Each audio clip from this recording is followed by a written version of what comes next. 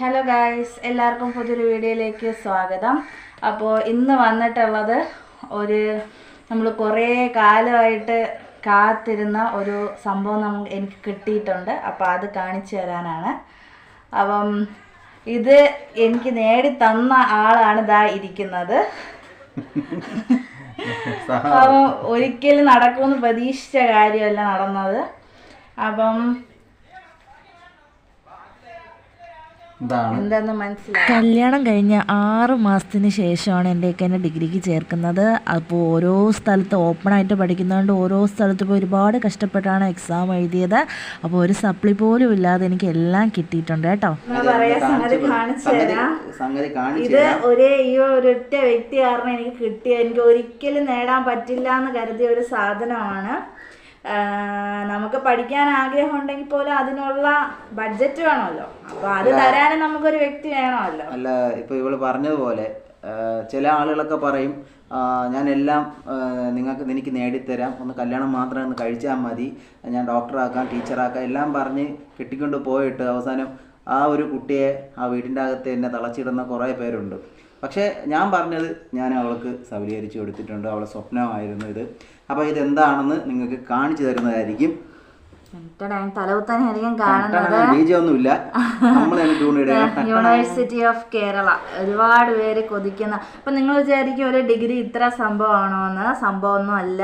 പക്ഷേ നമ്മൾ ഒരുപാട് ആഗ്രഹിച്ചിരുന്ന് അപ്ലൈ ചെയ്ത് ഇപ്പോൾ 10 മാസം കഴിഞ്ഞു. അതിനുശേഷം നമ്മുടെ കയ്യിലേക്ക് കിട്ടുന്ന സാധനമാണ്. ഓപ്പൺ ചെയ്യാം.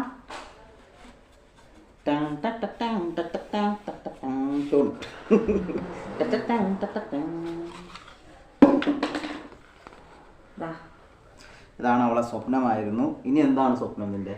ഇനി ഒരു PG ഒക്കെ എടുക്കണം. ഒരു ടീച്ചർ മേഖലയിലോട്ട് പോകണമെന്നാണ് ഇപ്പം നമ്മളെ കൊണ്ട് കഴിയുന്ന രീതിയിലുള്ള ആഗ്രഹം. ബാക്കിയെല്ലാം പഠിച്ചോണ്ട്. പിന്നെ ഇക്കാക്ക് ഒരു ആഗ്രഹമുണ്ട്. ഞാൻ കൊമേഴ്സാണ് പഠിച്ചത്. കഷ്ടപ്പെട്ട് നേടിയ ഒരു സർട്ടിഫിക്കറ്റ് ആണിത്. എടുക്കാം. ഇതിൽ ബാക്കി പറയാം.